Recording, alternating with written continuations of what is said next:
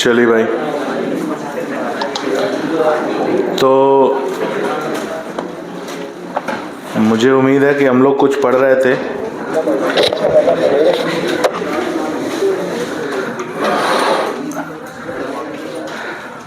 और हम लोग क्या पढ़ रहे थे? पेस्ट रेजिस्टेंस पढ़ रहे थे, है ना। और पेस्ट रेजिस्टेंट क्रॉप्स में हमने कुछ नाम लिखे थे। क्या क्या नाम लिखे थे भाई? BT cotton, BT corn, rice, tomato, potato, soybean. कितने उदाहरण हो गए? ये 6 उदाहरण हो गए, और 6 ही याद रखने। उदाहरण इससे ज़्यादा भी हैं, लेकिन जब और भी उदाहरण हैं, साथ ही नहीं हैं। कितने हैं ये? हाँ, वही। तो जब पूछेगा तो इन्हीं में से पूछेगा। एक एक करके आगे बढ़ते हैं। तो अगला हम इसी में देखेंगे कि उदाहरण किसको देखेंगे? बीटी कॉटन को, जो कि एक पेस्ट रेजिस्टेंट प्लांट है। ठीक है, कैसा प्लांट है? पेस्ट रेजिस्टेंट प्लांट है, नाम है बीटी कॉटन। इसके बारे में आपने थोड़ा सा माइक्रोब्स में पढ़ा होगा। किस में पढ़ा होगा? पढ़ा है कि नहीं पढ़ा? हाँ, नहीं पढ़ा है। चलो समझते हैं, थोड़ा सा जानते हैं। इसमें मैं थियरी नहीं लिखवाऊंगा, ध्यान से सुनो। डायग्राम से ही समझना है और डायग्राम को ही याद रखना, क्योंकि थियरी लिखाऊंगा तो 3 पेज की थियरी होगी, उसका कोई मतलब रहेगा नहीं। समझते हैं कहानी को। जो कपास की फसल होती है, किसकी फसल? कपास की फसल। उस कपास की फसल को एक कीट जो है नुकसान पहुंचाता है, और उस कीट का नाम है कॉटन बॉल वॉर्म। और ये क्या है? कीट है, यानी इंसेक्ट है। ये इसकी फसल को, इसके जो कपास के फूल होते हैं उन फूलों को खा जाता है, जिससे कपास का उत्पादन कम हो जाता है। तो जब इसको खा जाता है तो इसकी वजह से क्या होता है? इसकी उपज बोले तो यील्ड। ठीक है, उपज क्या होती है? कम हो जाती है। धीरे धीरे समय बीतता गया, हमें पता चला कि एक बैक्टीरिया है जिसका नाम है बैसिलस थुरिंजेंसिस।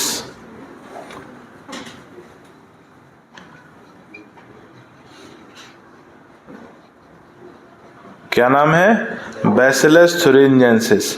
एक बैक्टीरिया है। अगर इस बैक्टीरिया को किसी तरल में मिलाकर, तरल का मतलब एक पानी जिसमें थोड़ा सा कल्चर मीडियम उपस्थित हो, इस बैक्टीरिया को तरल में मिलाकर, यानी जल में मिलाकर अगर इस फसल के ऊपर इसका छिड़काव कर दिया जाए, ठीक है, इसको किस रूप में? सस्पेंशन के रूप में। सस्पेंशन का मतलब तरल रूप में। हम क्या कर दें? स्प्रे कर दें। किसके ऊपर स्प्रे कर दिए? हाँ, कपास के ऊपर हमने इसको स्प्रे कर दिया। तो यदि हम इसको स्प्रे कर दें तो क्या होगा? स्प्रे करने से ये जो पाया गया कि स्प्रे करने से ये कीट इसको संक्रमित या नुकसान नहीं पहुंचा पा रहा है, और इसकी उपज क्या हो रही है? बढ़ रही है। तो हमने एक बढ़िया माध्यम निकाला कि जब भी हमें लगता कि इस फसल का हम इसकी बुआई कर रहे हैं, तो उसके बाद हमने दवा की तरह इसका छिड़काव कर दिया। किसका छिड़काव? बैक्टीरिया का। तो उसकी उपज क्या हो गई? बढ़ गई। स्प्रे करने से इसकी उपज बढ़ गई। ये बात समझ में आई? अब ये हमें बार बार करना पड़ेगा। ये हमें बार बार करना पड़ेगा। जब भी हम इस फसल की बुआई करेंगे, इसका कल्टीवेशन करेंगे, हमें ये छिड़काव करना पड़ेगा। तो इस बैक्टीरिया में हुआ क्या ऐसा? इसके छिड़काव करने से उपज कैसे बढ़ी, इसको समझते हैं। हुआ क्या कि ये जो बैक्टीरिया है, कौन सा बैक्टीरिया है? Bacillus thuringiensis bacteria. ये बैक्टीरिया एक टॉक्सिन बनाता है। क्या स्रावित करता है? टॉक्सिन, एक विषैला पदार्थ बनाता है। और वो टॉक्सिन जो है इनएक्टिव प्रोटीन होता है। ठीक है, टॉक्सिन क्या होता है? प्रोटीन होता है और इनएक्टिव होता है। उस प्रोटीन का नाम दिया गया क्राई प्रोटीन। क्राई, क्या नाम दिया गया? कि भाई इस बैक्टीरिया में एक हानिकारक प्रोटीन बनता है जिसका नाम है क्राई प्रोटीन। और सामान्य रूप में ये जो विष है, ये जो टॉक्सिन है, ये असक्रिय होता है और क्रिस्टलाइन होता है। असक्रिय होता है और क्रिस्टलाइन होता है। और जब ये टॉक्सिन यदि कॉटन बॉल वॉर्म के आहार नाल में चला जाए, कहाँ चला जाए? तो ये अगर इसने अटैक किया किसको?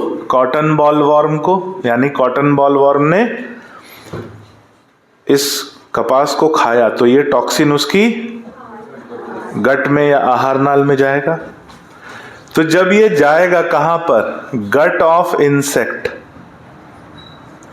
जब ये इस कीट के आहार नाल में जाएगा तो आहार नाल के क्षारीय पीएच से, कौन से पीएच से? क्षारीय पीएच से ये क्या हो जाएगा? एक्टिव। तो उसके क्षारीय पीएच से एक्टिव हो जाएगा। ठीक है, और एक्टिव होने के बाद घुल जाएगा, क्योंकि अभी ये कैसा है? क्रिस्टलाइन। जैसे सक्रिय होगा ये घुल जाएगा।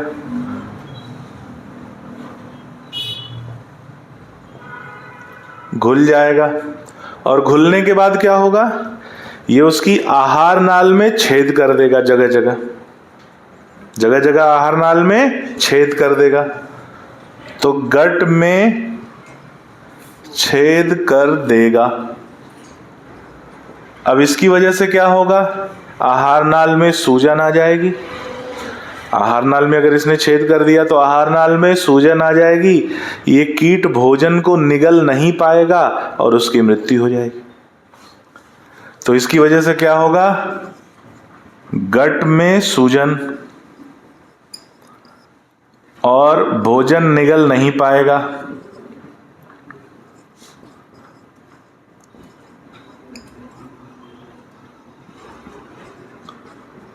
और उसकी मृत्यु हो जाएगी। किसकी वजह से होगी ये टॉक्सिन की वजह से। आई बात समझ में? तो हमने क्या किया, ऐसा पता किया कि इस टॉक्सिन को बनाने वाला जीन कौन सा है।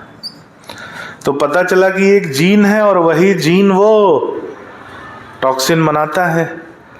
तो टॉक्सिन का नाम क्या है?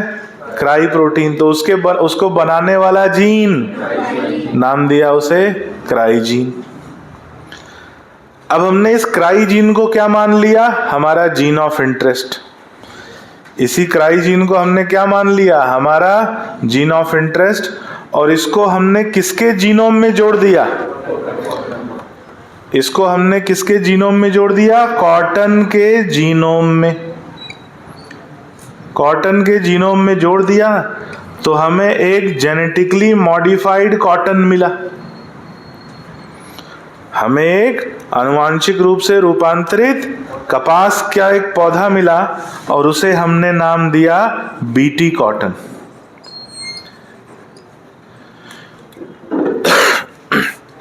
उसे हमने नाम दिया क्या? BT cotton. अब ये जो बीटी कॉटन है, फिर हमने चेक किया कि क्या अब कीट इसको प्रभावित कर रहे हैं। तो पाया गया कि जो जीन इसमें हमने भेजा है वो किसी न किसी रूप में वहां पर सक्रिय है, जिसके कारण कॉटन बॉलवॉर्म अब इस कपास के पौधे को संक्रमित नहीं कर रहे हैं और ये क्या रह गया, प्रोटेक्टेड, सुरक्षित हो गया और इसकी यील्ड बढ़ गई। इसकी यील्ड क्या है, बढ़ गई। फिर हमने और पता किया 2-3 बातें। पहली बात ये पता करी कि ये जो क्राई जीन है, कौन सा जीन है, क्राई जीन, ये 3 प्रकार का पाया जाता है। क्राई जीन कितने प्रकार का, 3 प्रकार का।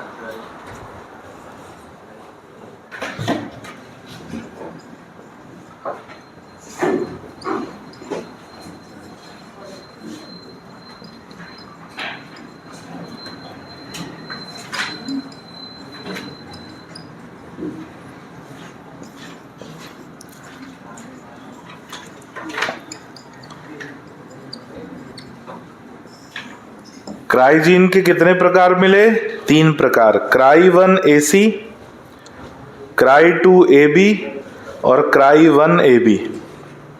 ये किसके प्रकार हैं, किसके प्रकार हैं, क्राई जीन के। और पता चला कि ये जो क्राई जीन है ये केवल कॉटन बॉल वॉर्म नहीं, और भी कीटों के लिए सुरक्षा प्रदान करते हैं। जैसे कि ये दोनों जो हैं, क्राई 1AC और क्राई 2AB, ये किसके लिए सुरक्षा प्रदान करते हैं, कॉटन बॉल वॉर्म। ये किसके लिए सुरक्षा प्रदान करते हैं, कॉटन बॉल वॉर्म। और क्राई 1AB ये किसके लिए सुरक्षा प्रदान करता है, एक दूसरा कीट जिसका नाम है कॉर्न बोरर। एक दूसरा कीट जिसका नाम है कॉर्न बोरर। बेटा पहले सुन लो, समझ लो, फिर लिखना।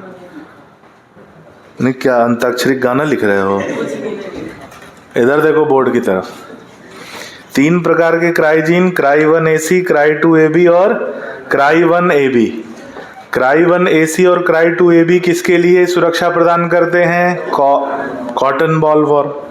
क्राई 1AB किसके लिए सुरक्षा प्रदान करता है, कॉर्न बोरर के लिए। और शोध किया गया तो पता चला कि बैसिलस thuringiensis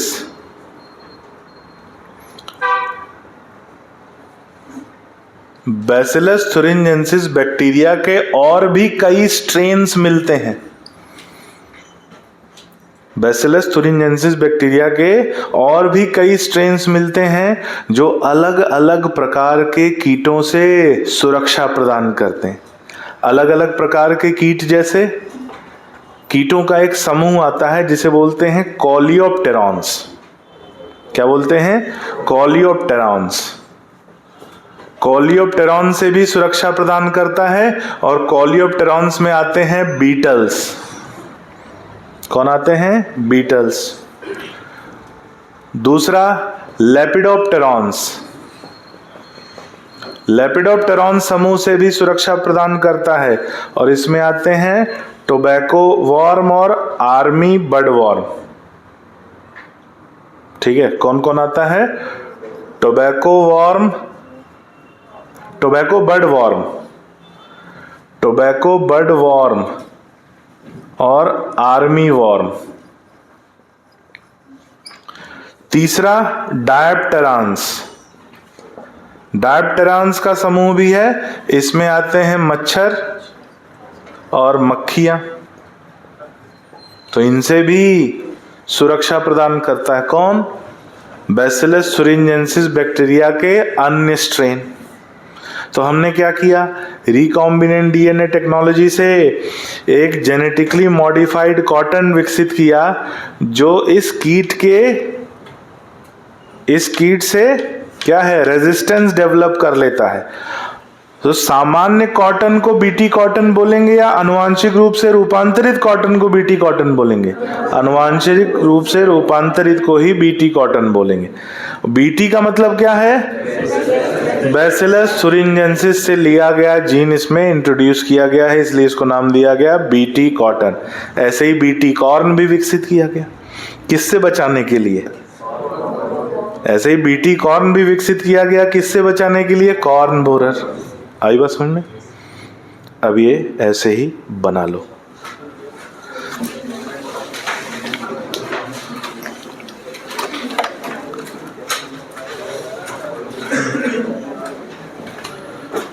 कहानी याद हो गई? माइक्रोब्स में आप केवल यहां तक पढ़ोगे। माइक्रोब्स में आप केवल क्या पढ़ोगे, कॉटन बॉलवॉर्म कपास की फसलों पर आक्रमण करता है और उसका बचाव हम बैसिलस thuringiensis के छिड़काव से करते हैं, बस वहां खत्म हो गया। उससे आगे की कहानी बायोटेक की है, लिख लीजिए।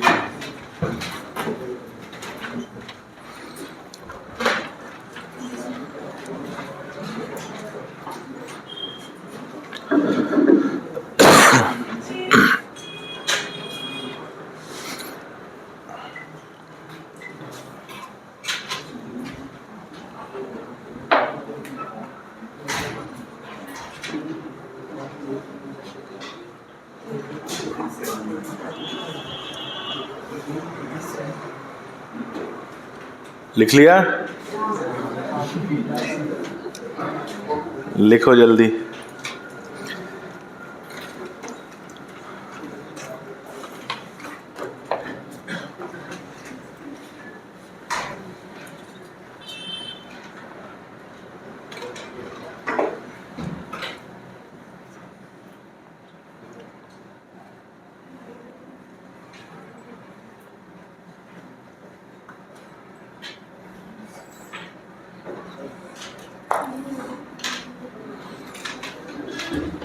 किसकी पेन है भाई ये?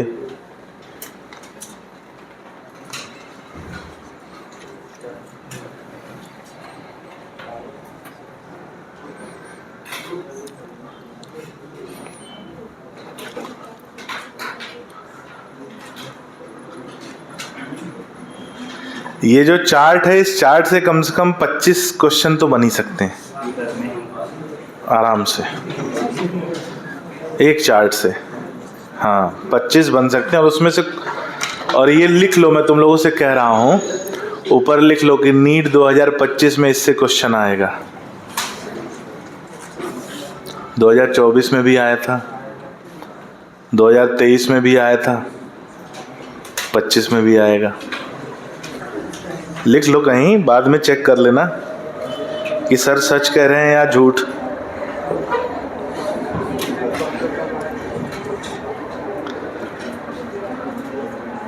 तो आज एक क्वेश्चन आउट हो गया।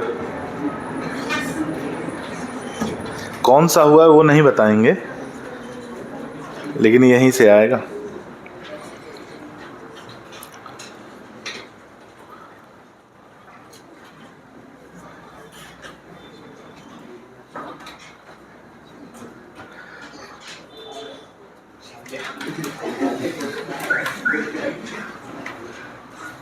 अरे अभी आज 6 ही तारीख भाई।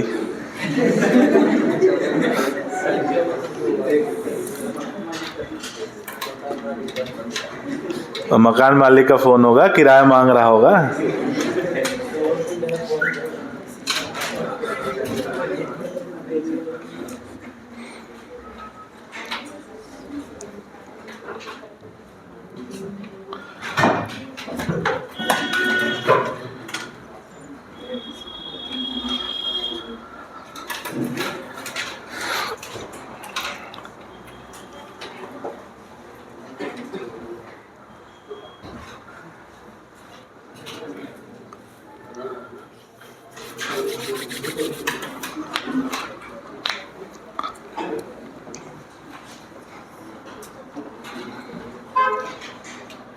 टेस्ट का रिजल्ट आया क्या?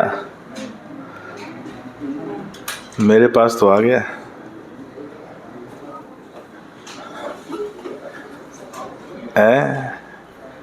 ऐसी लुटिया डुबोई है तुम लोगों ने। नहीं, हम बताएंगे, हम जरूर बताएंगे। कहाँ गया भाई रिजल्ट?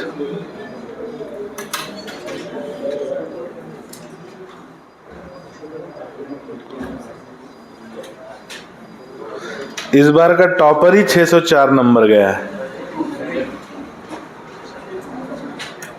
नंबर बता दे रहे हैं 604, 603, 600, 598, 585, 578, 569, 536, 521, 518, 505। राधे श्याम।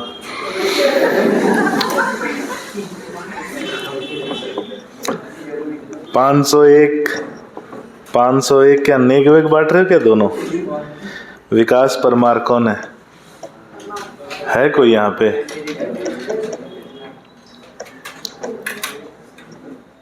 501, 498, 486, 464, 463, 462, 460। मतलब एक एक नंबर पे बच्चे हैं भाई इस बार तो। ऐसा लग रहा कि हिंदी मीडियम का टॉपर कितना लाया भाई, जरा देखें तो।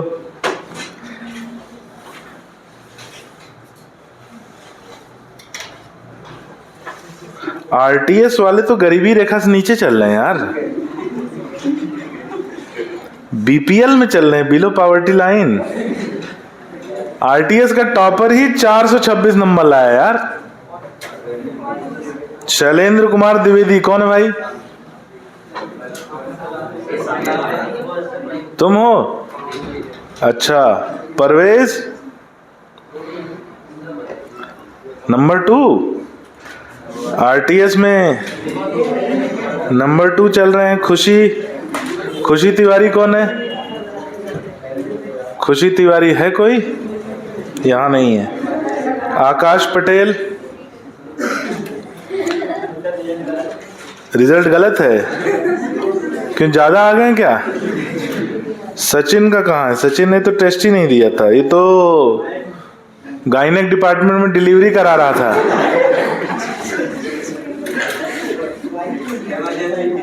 इमरजेंसी थी ना,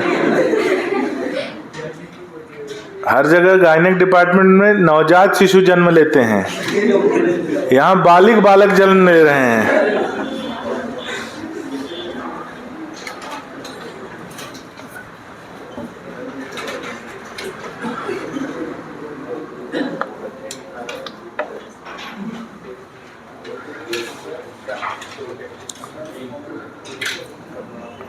तुम लोग भैया जल्दी कैसे आ गए आज? बस जल्दी आ गई थी? हाँ, आए होंगे बाइक से और बोलेंगे बस लेट हो गई थी सर। कितने लोग वाहन से आते हो? स्वयं के वाहन से जरा हाथ ऊपर करो तो।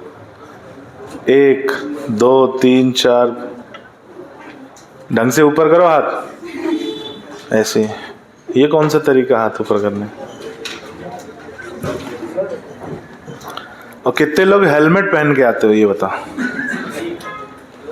2।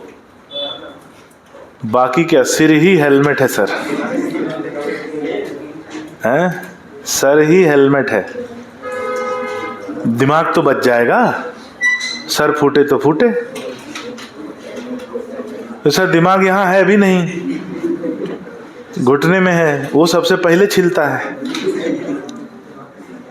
हेलमेट लगा के चला करो। कल से मुझे कोई बिना हेलमेट के बाइक चलाता या आता जाता दिखेगा नहीं यहाँ से। हाँ बेटा, पैदल हो तब भी हेलमेट लगा के चलो। सबसे ज्यादा दुर्घटनाएं पैदल वालों के साथ होती हैं। पीछे से कोई आके ऐसे ठोक के चला जाता है, ऑटो वाला है ना। देखो पैदल वाला क्या है, ऐसा चल रहा है तो आगे देख रहा है ना, पीछे से कोई आया लहराता हुआ, उसको तो पता भी नहीं चलेगा कौन। इसीलिए गलत साइड से चलते हो। मेरा ट्रिक मेरे ऊपर चला रहा है।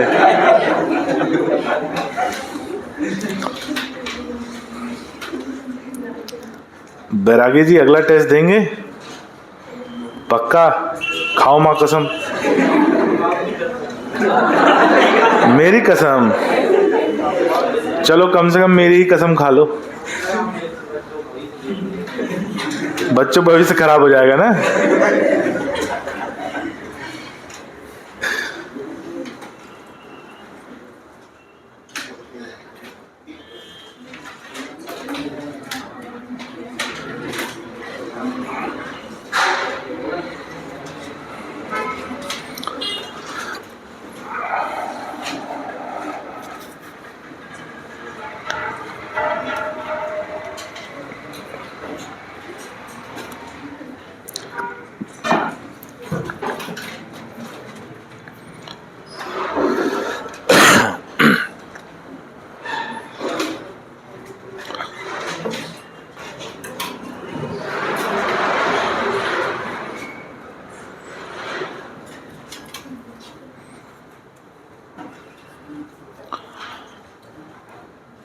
कुछ पॉइंट्स लिख लो, पॉइंट्स लिख लो जिससे कि क्वेश्चन बनने की संभावना ज़्यादा होती है। तो लिखो कि कॉटन बॉल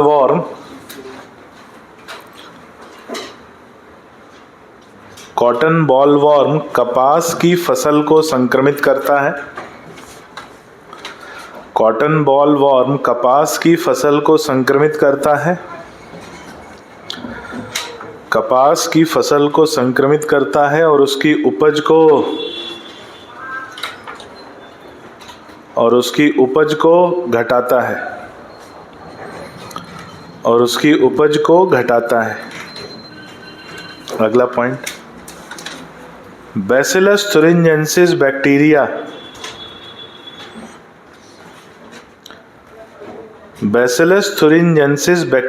का फसल पे छिड़काव करने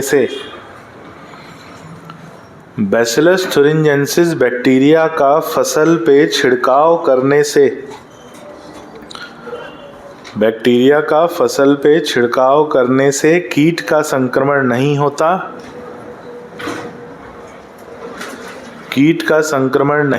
और उपज बढ़ जाती है।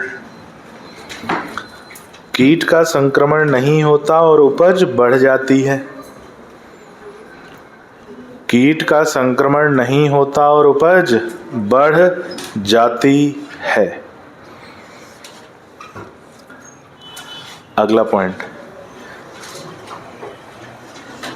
इस बैक्टीरिया से एक विषैले पदार्थ का स्राव होता है।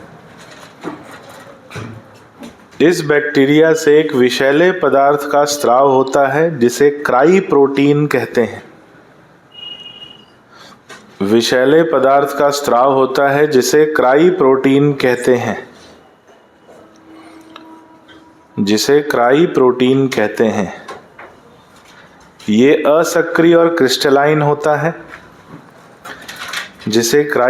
कहते हैं।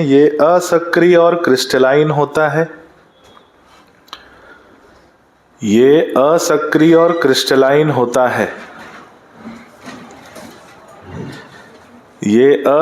और क्रिस्टलाइन होता है। अगला पॉइंट, कीट के आक्रमण से ये प्रोटीन उसके आहार नाल में चला जाता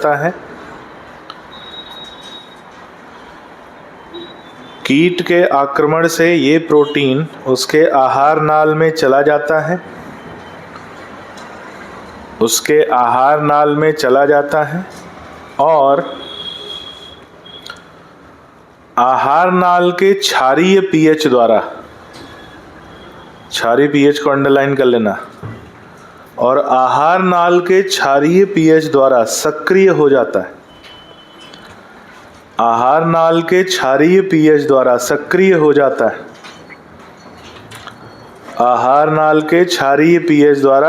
हो जाता है।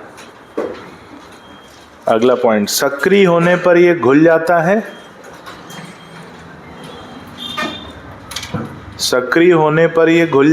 और आहार नाल में छेद कर देता है।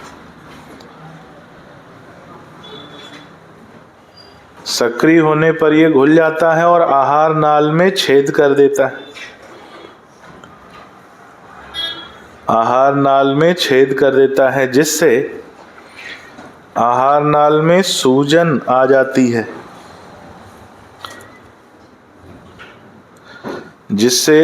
नाल में सूजन आ जाती है।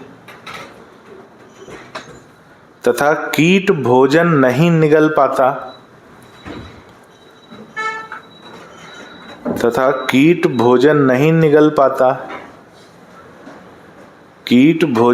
निगल पाता और उसकी मृत्यु हो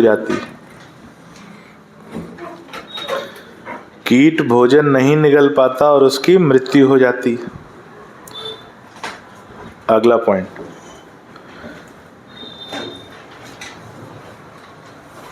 जिस जीन द्वारा क्राई प्रोटीन का संश्लेषण होता है जिस जीन द्वारा क्राई प्रोटीन का संश्लेषण होता है, क्राई प्रोटीन का संश्लेषण होता है, उसे क्राई जीन कहते हैं।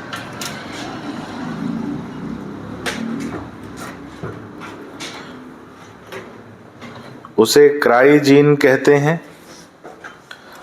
अगला पॉइंट, क्राई जीन को रिकॉम्बिनेंट डीएनए टेक्नोलॉजी द्वारा, क्राई जीन को रिकॉम्बिनेंट डीएनए टेक्नोलॉजी द्वारा, क्राई जीन को रिकॉम्बिनेंट डीएनए टेक्नोलॉजी द्वारा कॉटन के जीनोम में जोड़कर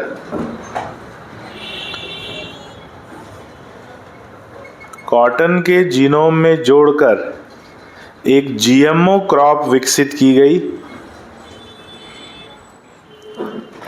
कॉटन के जीनोम में जोड़कर एक जीएमओ क्रॉप विकसित की गई, एक जीएमओ क्रॉप विकसित की गई जिसे बीटी कॉटन, जिसे बीटी कॉटन कहते हैं।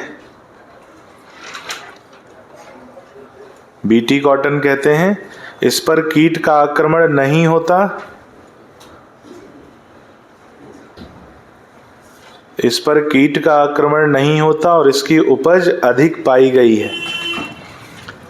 इस पर कीट का आक्रमण नहीं होता और इसकी उपज अधिक पाई गई है, और इसकी उपज अधिक पाई गई है। इसकी उपज अधिक पाई गई है। ठीक है, अगला पॉइंट लिखो कि ये लिख लिया, क्राई जीन के 3 प्रकार पाए जाते हैं। नहीं लिखा है? लिखो, क्राई जीन के 3 प्रकार पाए जाते हैं।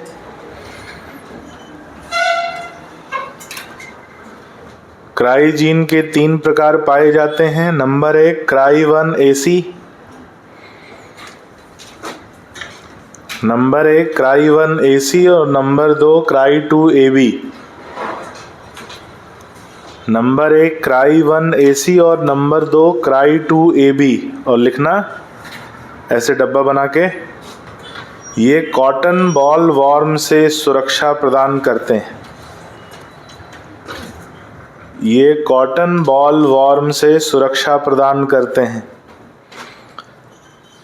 ये कॉटन बॉल वॉर्म से सुरक्षा प्रदान करते हैं।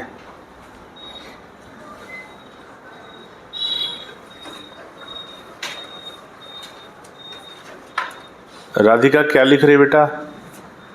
यही लिख रही है। पिछले साल नोट्स नहीं बनाए थे, तो इस साल क्या उसमें कुछ ऐड हो रहा है क्या? हाँ, क्यों लिखने में क्यों टाइम वेस्ट कर रहे हो? अगर तुम्हारे पास पहले से है, उसको पढ़ो, पढ़ने में समय दो उसको।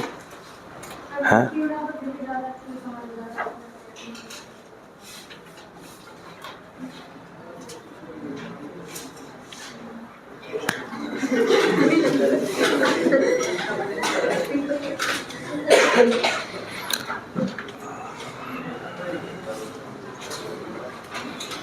क्राई 1AC, क्राई 2AB, ये किससे सुरक्षा प्रदान करते हैं? कॉटन बॉल वॉर्म से। अगला लिखो cry 1AB, cry 1AB, cry 1AB, ये कॉर्न बोरर, ये कॉर्न बोरर से सुरक्षा प्रदान करता है। ये कॉर्न बोरर से सुरक्षा प्रदान करता है। किससे सुरक्षा प्रदान करता है? कॉर्न बोरर से। अगला पॉइंट लिखो कि बैसिलस बैक्टीरिया के अन्य स्ट्रेन्स भी पाए गए हैं। बैसिलस बैक्टीरिया के अन्य स्ट्रेन्स भी पाए गए हैं जो अन्य कीटों से सुरक्षा प्रदान करते हैं। पाए गए हैं जो अन्य कीटों से सुरक्षा प्रदान करते हैं, जैसे कोलियोप्टेरॉन्स बीटल, लेपिडोप्टेरॉन्स टोबैको बर्डवॉर्म और आर्मी वॉर्म, और तीसरा है डायप्टेरॉन्स मॉस्किटो और फ्लाई।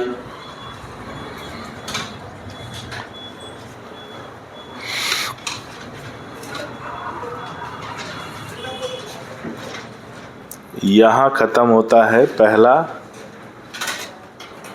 Point, BT cotton. ठीक है, दूसरे पॉइंट पे आते हैं। पहला उदाहरण हो गया, ये याद रहेगा, मैं पूछूंगा। अच्छा, इस टेस्ट में लोगों के नंबर गिरे हैं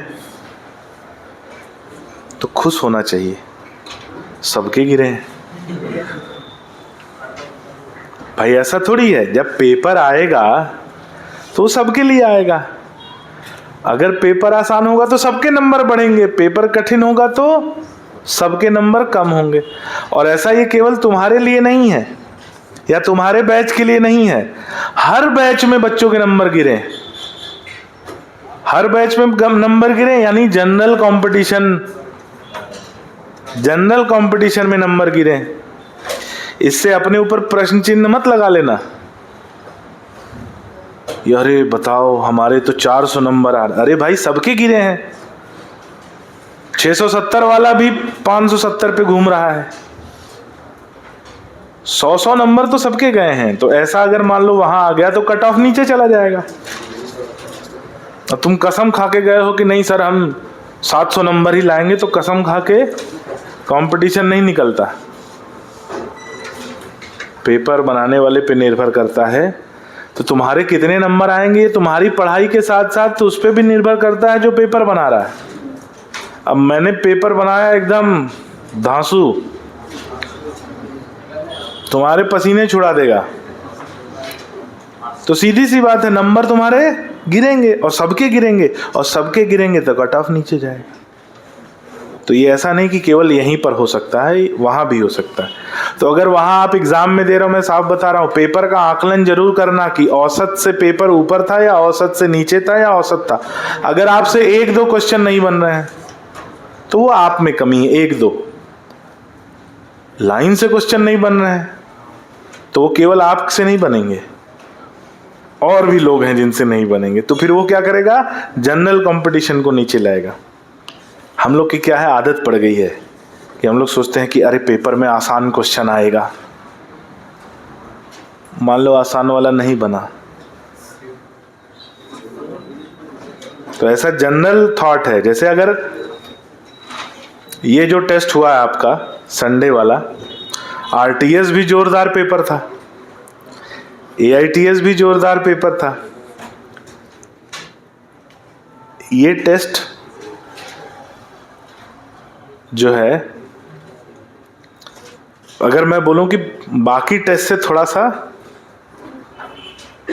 सबका नंबर गिरा है इसमें, केवल आपका नहीं गिरा है, तो खुश हो जाओ, है ना। खुश हो जाओ कि भाई कमियां हमारी पता चल रही कि हमारे जितने टेस्ट हुए हैं, जिस टेस्ट में नंबर कम आए मतलब वो टॉपिक हमारा कमजोर है ना। अब उस पर मेहनत करो, क्वेश्चन करो, उस टॉपिक को मजबूत करो।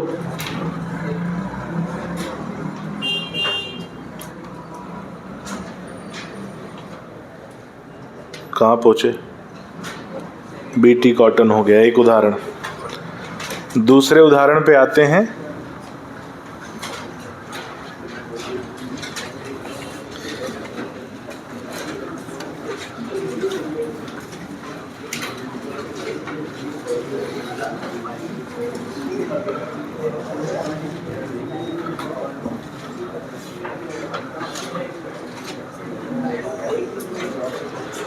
एक बड़ा कड़वा सत्य है, टीचर पढ़ाता है तो उसकी कोशिश रहती है कि जो सब्जेक्ट है, जो टॉपिक है, जो चैप्टर है, जो कॉन्सेप्ट है, उसको आसान बना के बच्चों को दे। क्या बना के?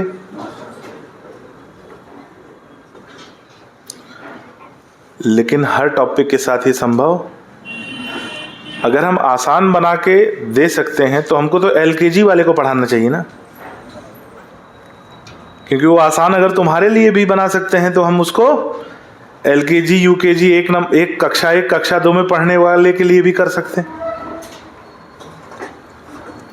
और हर टॉपिक को आसान नहीं बनाया जा सकता, क्योंकि तुम लोग 12वीं पास करके आए हो। हम नहीं मान रहे हैं कि तुम लोग 12वीं पास हो, हम तो ये मान के पढ़ाते हैं कि तुम लोग 10वीं पास करके आए हो। हम यही मान के पढ़ाते हैं, और सारे टीचर यही मान के पढ़ाते हैं कि तुम 10वीं पास करके आए हो, क्योंकि हम पढ़ तो 11वीं 12वीं कर रहे हैं। ये जो टॉपिक है ये 12वीं का टॉपिक है, और तुम लोग को तो आता ही होगा, पढ़ क्यों रहे हैं? सोचो तुम्हारे ऊपर कितना बड़ा प्रश्न चिन्ह है। ये प्रश्न चिन्ह तो तुम्हारे ऊपर है कि जो पढ़ाई तुमने करी, उसकी बोर्ड परीक्षा भी तुमने पास करी, बोर्ड परीक्षा में भी अच्छे नंबर आए, 25,000 रुपए मिले, स्कूटी भी मिली, और उसके बाद हम वही पढ़ रहे हैं। और मुझे उम्मीद है कि 90% लोगों ने ये BT कॉटन नहीं पढ़ा होगा। 12वीं में पढ़ा था ना? शाबाश। बस तो उसके आगे वाला भी पढ़ा होगा जो मैं अभी पूछने जा रहा हूं, घबराओ मत।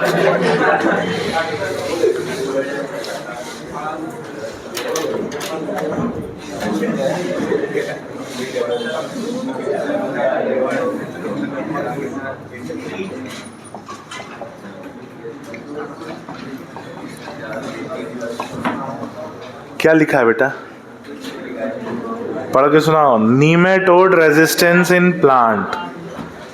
तो पौधों में नीमेटोड के लिए भी प्रतिरोध विकसित किया गया। क्या उदाहरण है इसका? जरा पढ़े लिखे लोग बताएं, जरा खड़े हो। ये बेटा तुम अकेले नहीं पढ़े हो। जो ये टॉपिक है मैं साफ बता दूं, 99% टीचरों को भी नहीं आता। हम 1% में हैं। और जो NCERT पढ़ता है उसको तो एकदम नहीं आता, क्योंकि ये टॉपिक NCERT में बहुत गलत तरीके से लिखा हुआ है।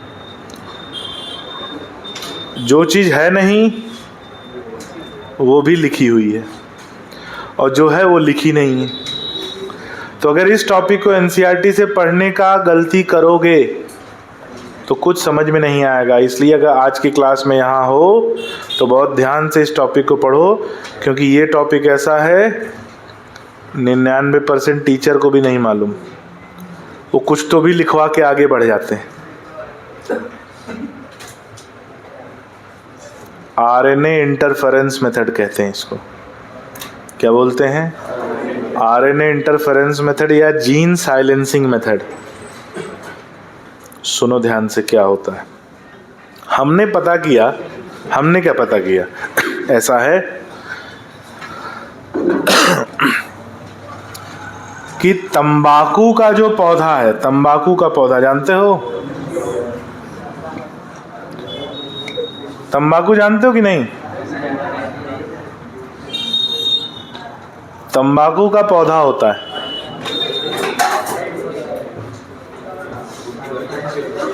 वही जो विनोद चुनौती में भर के घुमाता रहता है। तो और तंबाकू की खेती होती है। MP में नहीं होती, हमारे यहाँ होती है। UP में बहुत होती है। जैसे गोभी का पौधा होता है ना, गोभी की खेती होती, क्यारी बनाई जाती है, एक पंक्ति में उसके पौधे लगाए जाते हैं। वैसे ही सेम वैसा ही तंबाकू की भी खेती होती है, क्यारी बनाई जाती है और उसके ऊपर इसके जो बीज हैं वो लगाए जाते हैं। लेकिन इसमें बहुत हाई मेंटेनेंस चाहिए होता है, साफ सफाई बहुत चाहिए होती है। घर से ज़्यादा लोग खेत साफ रखते हैं। घर में हो सकता है घास वास उगता हुआ दिख जाए कि आजू बाजू, लेकिन जहाँ तंबाकू की खेती होती है वहाँ एक घास का तिनका भी नहीं दिखेगा। बहुत साफ सफाई रखते हैं। और कारण ये है कि जो तंबाकू है यानी टोबैको, वो कैश क्रॉप होता है। कैसा होता है? Cash crop. कैश क्रॉप मतलब क्या? सीधे डायरेक्ट, कुछ करना नहीं है, बस जिसका खेत है उसके खेत में घुसे, 4-5 पत्तियां तोड़ी, जेब में रख ली, एक पत्ती 10 रुपए की बिकेगी, 15-20 तोड़ ली, दिन भर का खर्चा पानी शायद उसके लिए ज्यादा करना पड़ेगा। अच्छा, इसीलिए जो खेती करता है वो सामान्यतः खेती वहां करते हैं जो खेत घर के सामने हो, क्योंकि वहां चौकीदारी करना आसान है। घर में कोई ना कोई तो रहेगा और देखता रहेगा। या जहां कहीं दूर कर रहे हैं तो वहां पर उनको एक अपना अस्थायी आवास बनाना पड़ता है, क्योंकि पता चला सुबह गए तुम और शाम को खेत गायब, फसल गायब। और ऐसा भी नहीं कि जो कोई फसल काट ले जाएगा तो वो तुरंत उसको नहीं, वो चाहे तुरंत बेचे, चाहे 1 महीने बाद बेचे, पत्ती सूख जाएगी तो और महंगी बिकेगी, तुरंत बेचेगा तो थोड़ी सस्ती बिकेगी, कुछ दिनों बाद बेचेगा सूख जाएगी तो और ज़्यादा महंगी बिकेगी। तो इसलिए इसे कैश क्रॉप माना जाता है। हमारे यहाँ बहुत, हमारे घर में नहीं इसकी बुआई होती, व्यक्तिगत मेरे परिवार में नहीं होती है ना, लेकिन अगल बगल लोग करते हैं। तो मैंने पापा से बोला एक बार, हमने कहा हमको भी करना चाहिए। बोले नशेड़ी हो क्या? हमने कहा नहीं। बोले तब जिसको करना है वो करे।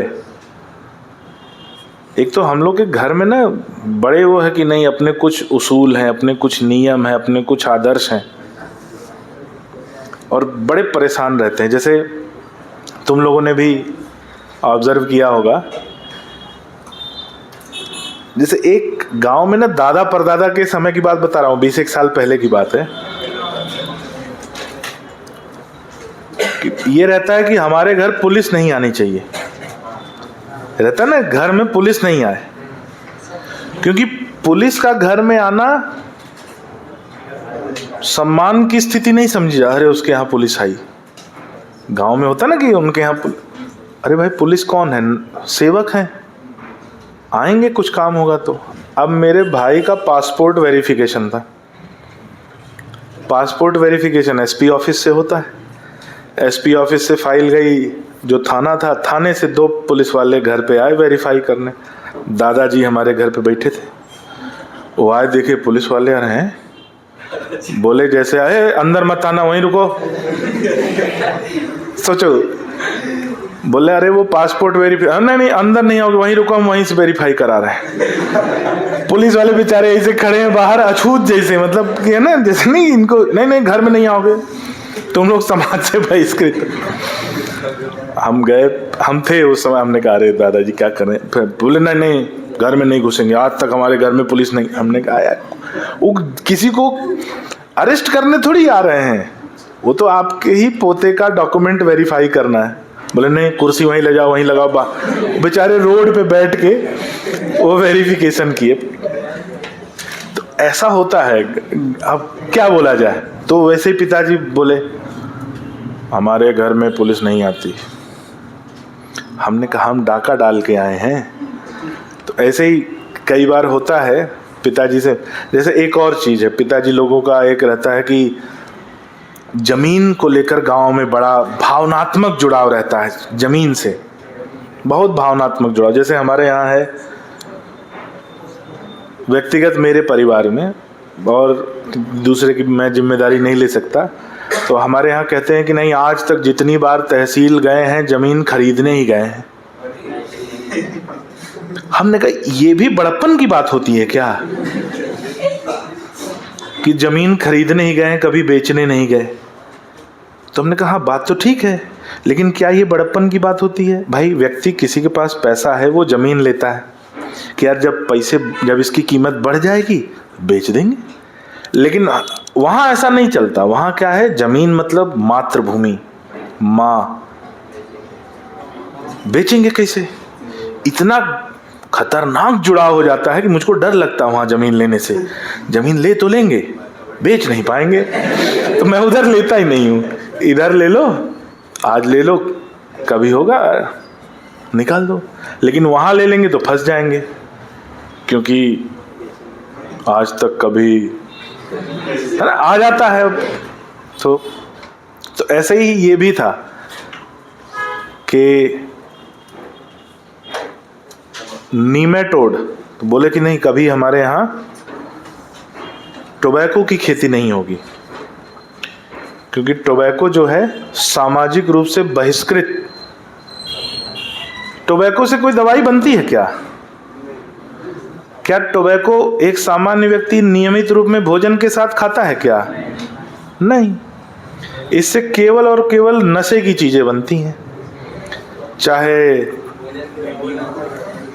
खैनी जिसको बोलते हैं, चाहे बीड़ी, चाहे सिगरेट, चाहे सिगार, जो भी बनेगा वो क्या बनेगा? स्वास्थ्य के लिए और समाज के लिए हानिकारक होगा। तो अपने कुछ नियम, अपने कुछ उसूल हैं, इसलिए हम लोग तंबाकू की खेती नहीं करते। हमारे यहाँ खेती होती है किस चीज़ की? गेहूँ, चावल, सरसों, गन्ना। वैसे तो ये 3 प्रमुख होती हैं। गन्ना भी पहले होता था, बीच में बंद हो गया, अब फिर से शुरू हुआ है, क्योंकि शुगर मिल खुल गई तो उसके लिए फिर पर कभी ऐसी अब लोग करते हैं, जिसकी जैसी जीविका।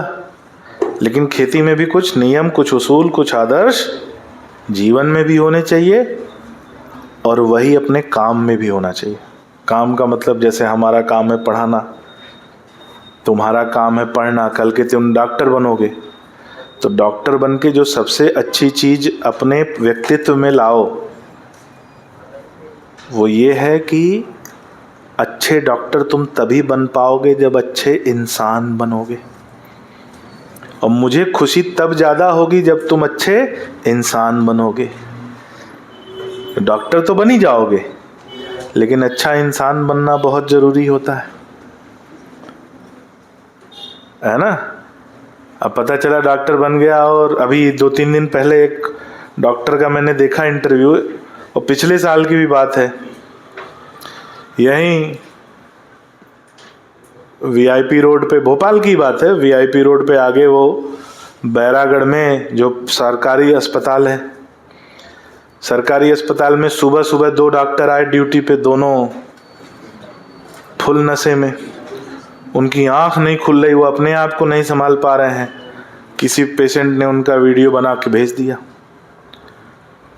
बहुत बड़ी जिम्मेदारी होती है डॉक्टर बनना, टीचर बनना। ये सामाजिक रूप से सामान्य जिम्मेदारियां नहीं है कि आप जो है कहीं भी जाओ कुछ भी करो, जैसे टीचर बनना होता है।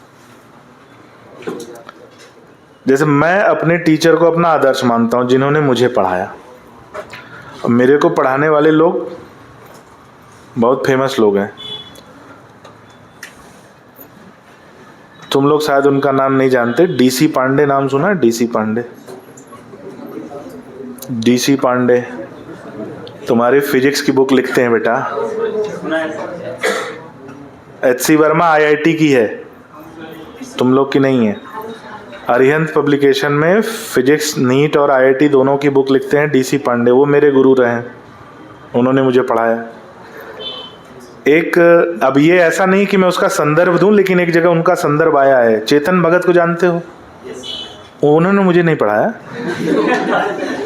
चेतन भगत ने किताब लिखी है, उस किताब का नाम है रिवॉल्यूशन 2020। उस किताब को खोलोगे कभी तो उसमें पेज नंबर 28 पर 3 टीचरों का जिक्र है कि बनारस में 3 टीचर हैं, ओपी सिंह, झा सर और सिंह सर, और उन तीनों ने मुझे पढ़ाया। मैं इस बात की एकदम परवाह नहीं करता कि वो तीनों व्यक्तिगत जीवन में कैसे रहें। व्यक्तिगत जीवन के बारे में मैं जानता नहीं तो मैं बोल नहीं सकता, लेकिन एक टीचर के रूप में, एक व्यक्ति के रूप में जितना मैं जानता हूं, अभी तक के सर्वश्रेष्ठ इंसान।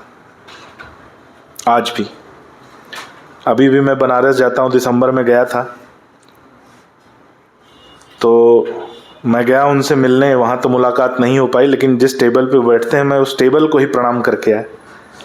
अभी फिर मैं जाऊँगा अगले हफ्ते, कुंभ उम्भ का कार्यक्रम है थोड़ा घर वालों का, तो बनारस से होते हुए जाऊँगा, तो फिर भी मैं कोशिश करूँगा कि मैं उनसे आशीर्वाद लेता हुआ आगे बढ़ूँ। तो वो एक आदर्श मेरे लिए है। तो मेरा सपना था कि मैं उनके जैसा बनूं, और बन नहीं पाया हूं अभी तक, लेकिन सपना है, धीरे धीरे देखें कब तक पूरा होता है। अब क्या है कि मैं देखता हूं कुछ, मुझे बड़ा दुख होता है। जब मेरी उम्र कम थी तब तो मैं देखता था, तब तो मैं कुछ बोल नहीं पाता था, लेकिन अब मैं बोल देता हूँ। जैसे कई बार मैं देखता हूँ टीचरों को ही इंस्टीट्यूट के आसपास या कहीं चौराहे पर सिगरेट पी रहे होते हैं। आप टीचर हो, मैं ये नहीं कह रहा कि इस जिम्मेदारी को आप प्रदर्शित करो, लेकिन इस जिम्मेदारी को याद जरूर रखो। आप जो आज करोगे आपका बच्चा आपको देख रहा है। जैसे माता पिता बच्चे के सामने सिगरेट पिएंगे तो बच्चा वही देखेगा, उसको लगेगा ये सामान्य बात है। कई तो टीचर हैं सुबह सुबह लोड होके आते हैं अलग मोड में, और बहुत बड़ी जिम्मेदारी होती है।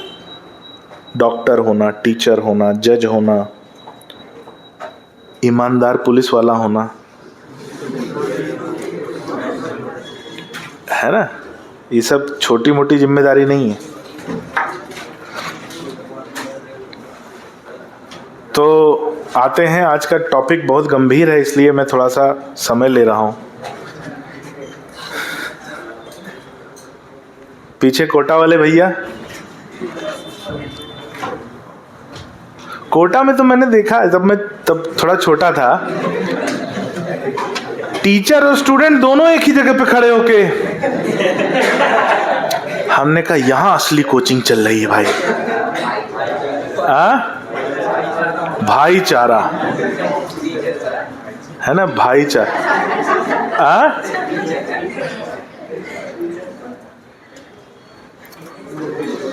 भाईचारा चल रहा है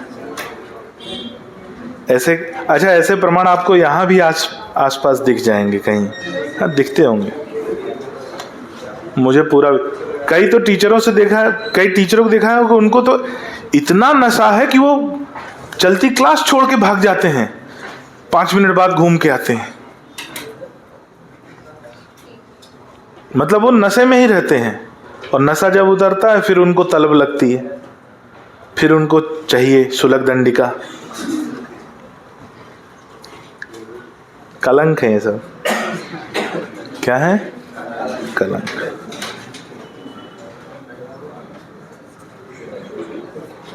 तुम लोग रे अच्छा इंसान बनना, अच्छा डॉक्टर तो बनना ही बनना, नहीं बनोगे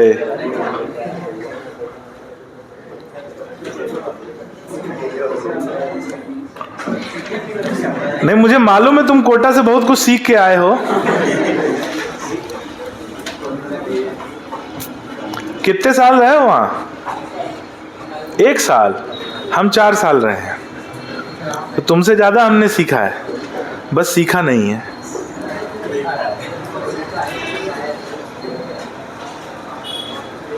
हाँ गुनगुन, कुछ बोल रहे बेटा? तुमने क्या सीखा? क्या? नहीं गए ना? हाँ, भोपाल में भी मत सीखना, ये सब बहुत खराब चीजें। बैरागी जी तो,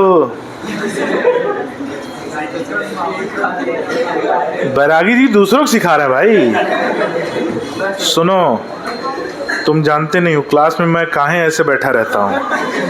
आओ तुमको राज की बात बताता हूँ।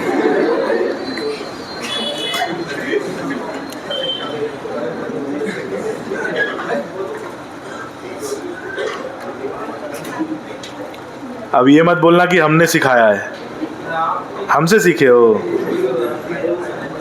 ना।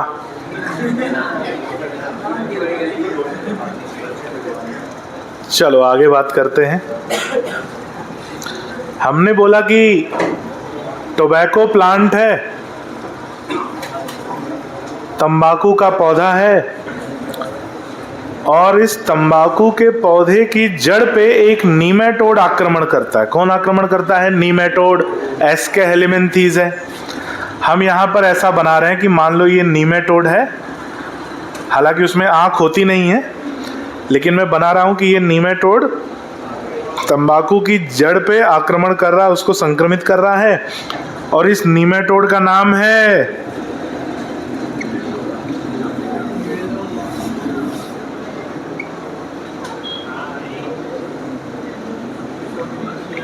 क्या नाम है इसका? मिलेडोगाइनी इनकॉग्निशिया। कहीं नाम सुना है इसका?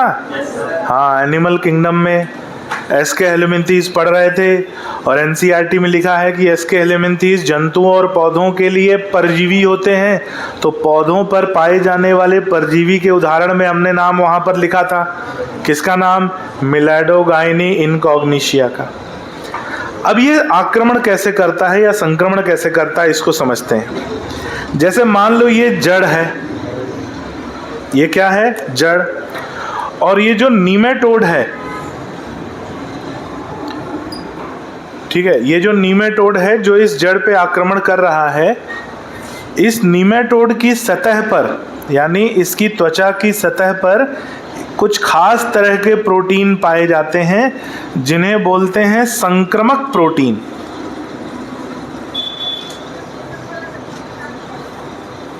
क्या बोलते हैं इन्हें? संक्रामक प्रोटीन। संक्रामक प्रोटीन मतलब इन्फेक्शियस प्रोटीन। संक्रामक प्रोटीन होते हैं, और संक्रामक प्रोटीन तभी इनके शरीर में बनते हैं जब इनके शरीर में संक्रामक प्रोटीन बनाने वाला जीन पाया जाए।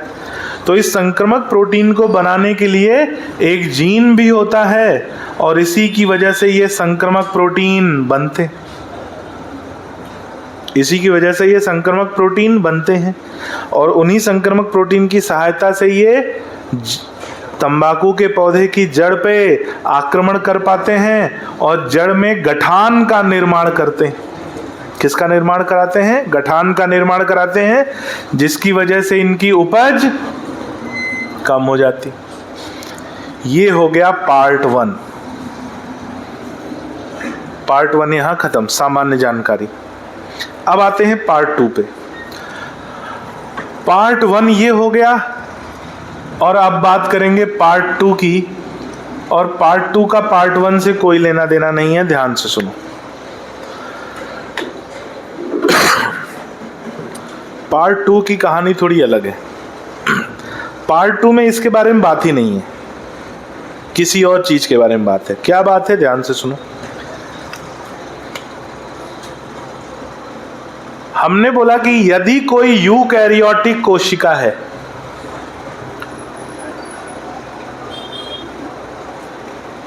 कैसी कोशिका है? यूकैरियोटिक कोशिका है, और उस यूकैरियोटिक कोशिका पर अगर कोई डबल स्ट्रैंडेड आरएनए वाला वायरस, कैसा वायरस? डबल स्ट्रैंडेड आरएनए वाला वायरस आक्रमण कर दे। वैसे तो डबल स्ट्रैंडेड आरएनए वायरस बहुत रेयर है, एक आध के उदाहरण तुम लोग को मालूम होंगे।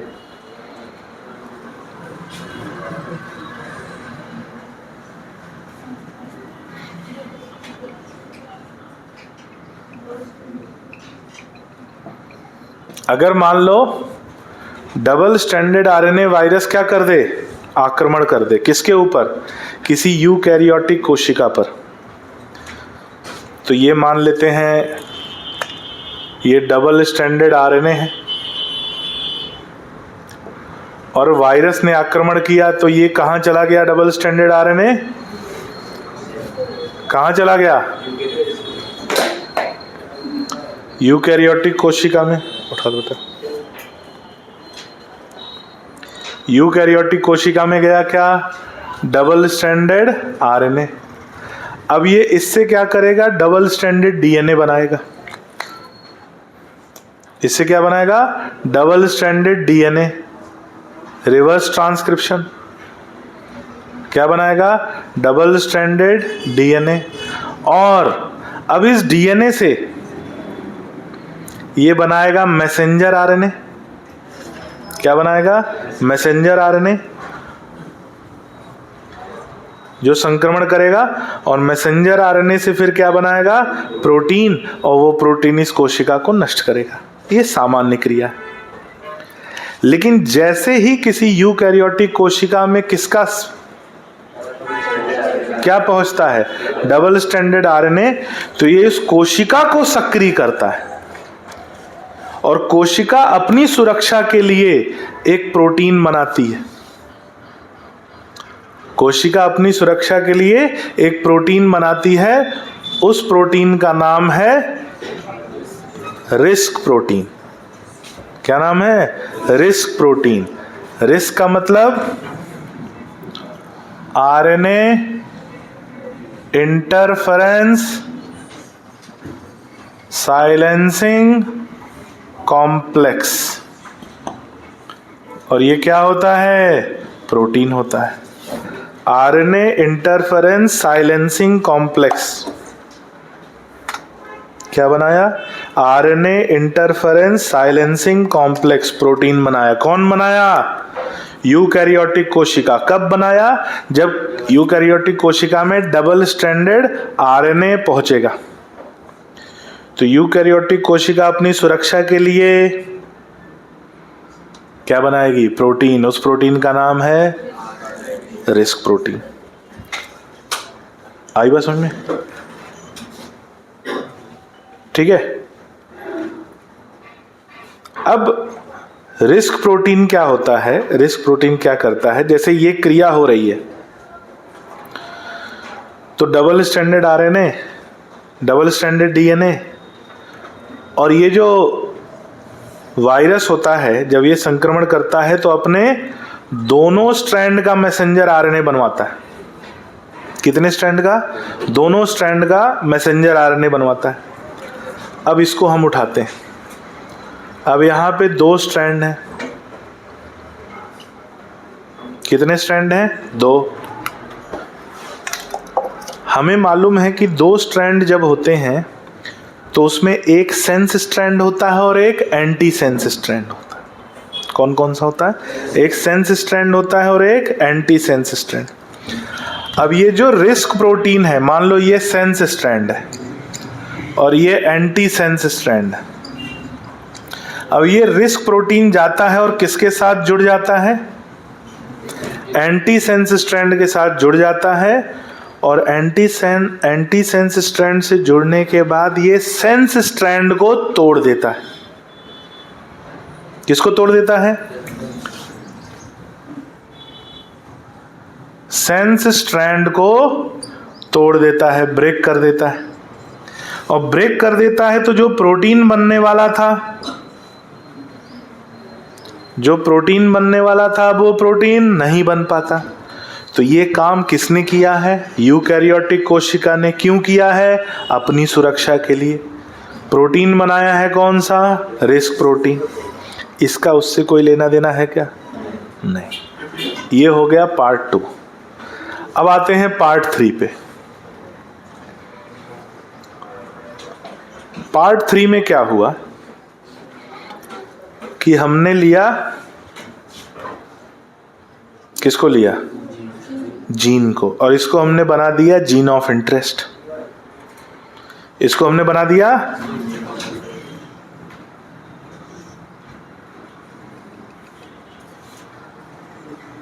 Gene of interest. इसको हमने बना दिया क्या? Gene of interest. और इसको यूज किया किसमें? पार्ट 3 में। इस जीन ऑफ इंटरेस्ट को हमने एग्रोबैक्टीरियम, याद है? एग्रोबैक्टीरियम के प्लाज्मिड की मदद से। किसकी मदद से? एग्रोबैक्टीरियम के प्लाज्मिड। उस प्लाज्मिड को हमने किसकी तरह इस्तेमाल किया? वेक्टर की तरह इस्तेमाल किया। एग्रोबैक्टीरियम प्लाज्मिड की मदद से हमने इस जीन ऑफ इंटरेस्ट को किसके अंदर भिजवाया?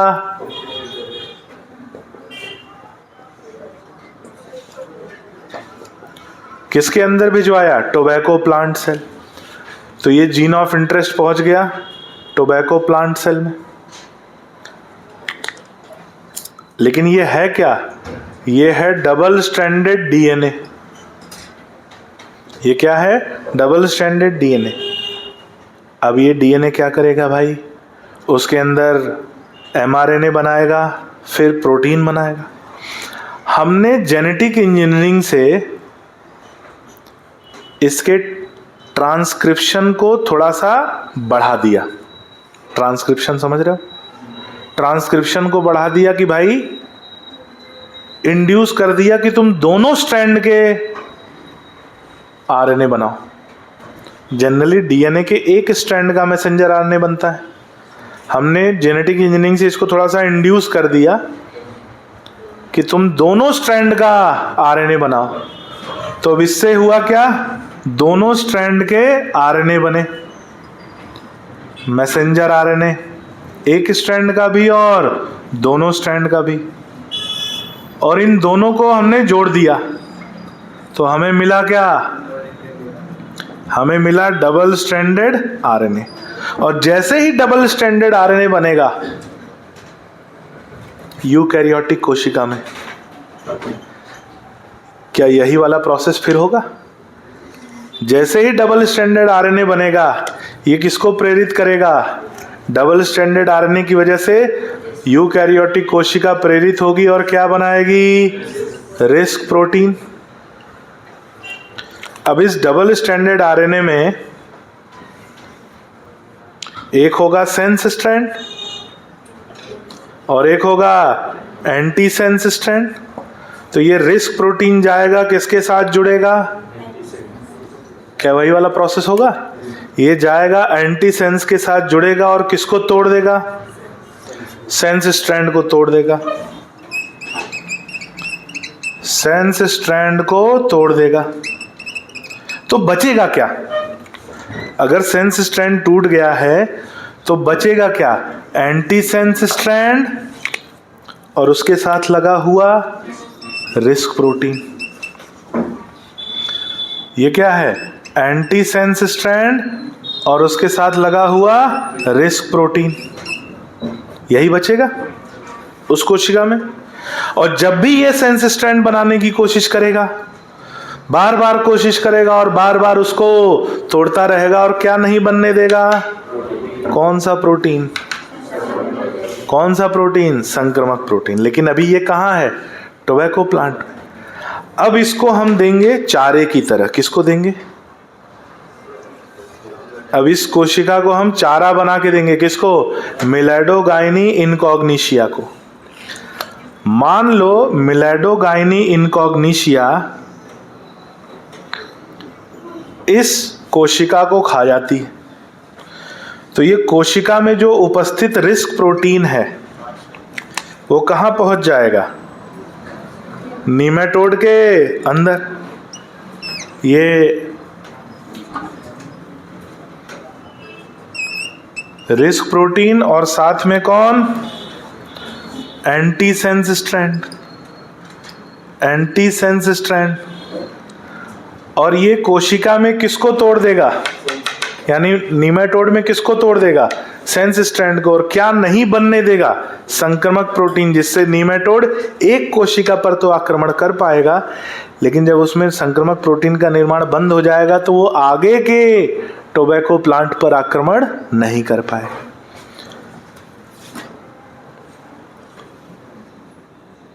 तो इसकी वजह से क्या ब्रेक कर जाएगा? सेंस स्ट्रैंड टूट जाएगा और प्रोटीन नहीं बनेगा। प्रोटीन नहीं बनेगा। आई बात समझ में? और किसकी सुरक्षा हो जाएगी? टोबैको प्लांट की। लेकिन ये संरचना है, कौन सी संरचना? देखो यहां पे ये जो संरचना है, एंटी सेंस आरएनए और उसके साथ रिस्क प्रोटीन, इन दोनों को एक साथ कहा जाता है ट्रांसपोजॉन। इन दोनों को एक साथ क्या कहा जाता है? ट्रांसपोजॉन। अब इसमें हुआ क्या? कि इसने आरएनए, वो आरएनए जिसके ट्रांसलेशन से प्रोटीन बन रहा था, इसने उस आरएनए के ट्रांसलेशन में इंटरफियर कर दिया। क्या इंटरफियर कर दिया? आरएनए के ट्रांसलेशन में इंटरफियर कर दिया। और इंटरफियर कर दिया तो अब इसे कहा जाता है आरएनए इंटरफेरेंस मेथड। क्या कहा जाता है? आरएनए इंटरफेरेंस मेथड, क्योंकि इसने आरएनए के ट्रांसलेशन में इंटरफियर किया। और ट्रांसलेशन में इंटरफियर हुआ तो क्या ये जीन अब किसी काम का है? इसने उस जीन को साइलेंट कर दिया, और इसीलिए इसे बोलते हैं gene silencing method. Gene silencing method.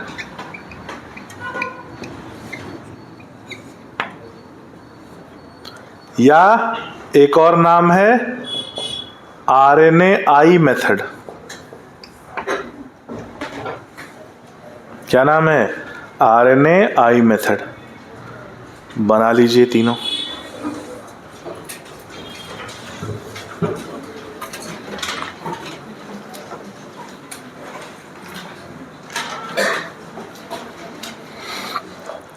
तीनों पार्ट बना लीजिए, पार्ट 1, पार्ट 2 और पार्ट 3।